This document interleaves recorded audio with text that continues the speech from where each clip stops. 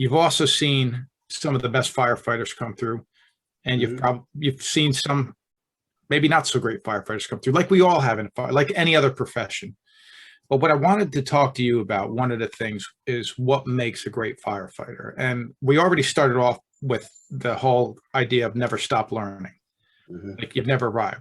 For example, I've heard you say things, even in the academy and in classes, I've heard you say things like, I remember you saying this years ago, I don't know if you even still say this, is there's two ways to put out a fire. You out resource it or you outthink it.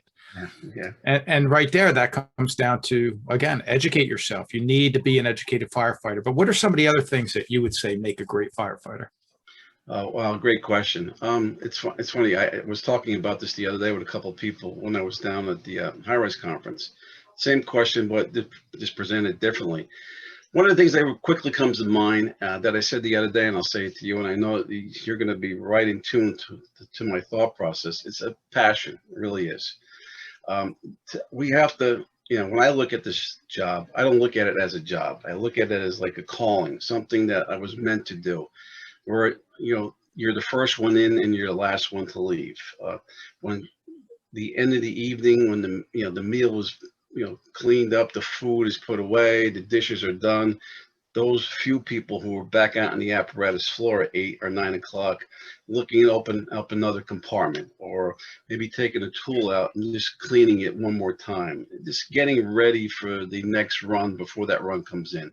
Passion, motivation, dedication, and you see it pretty early on. I mean, you could pick these people out of the lineup, in the academy, and the type of people over the years that I would gravitate towards. I would wrap my arms around and say, listen, I want you to work on my shift, or I want you to work on my battalion.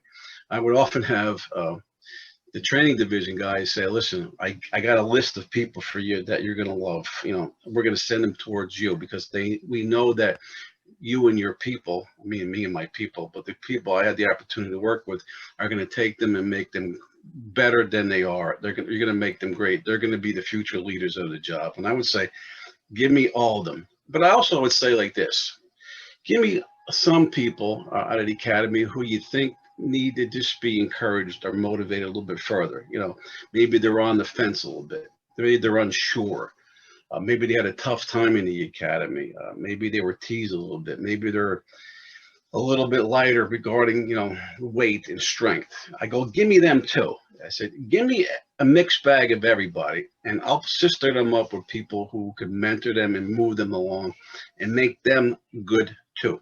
So I never picked certain people. I said, I want people that you think that need to be helped a little bit, people that are already there, and let me dovetail them together if I can.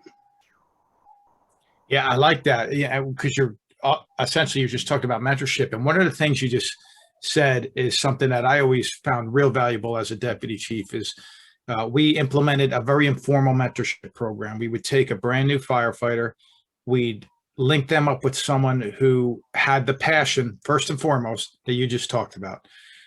They had a great attitude, gave a great effort all the time. They were in tune. They wanted to learn. They were part of the solution instead of the problem that we sometimes see in a fire service, which could be summed up in words like complacency.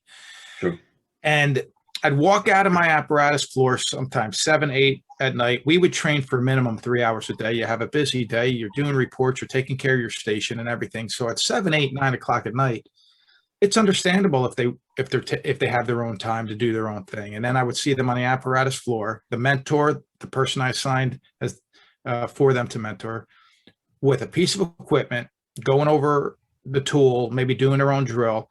And sometimes I go down and they'd all be down there. Sometimes it's just a couple of them. But one of the things that I love to do was bring attention to that moment and say, hey, I'm really proud of you guys right now. I love what I'm seeing here. What you're showing me exactly what I want to see in you and more of in general in the fire service. So don't stop doing this. Yeah. And of course, when you praise in public, you tend to get more of the same of that kind of activity as compared to just ignoring it or not bringing attention to it.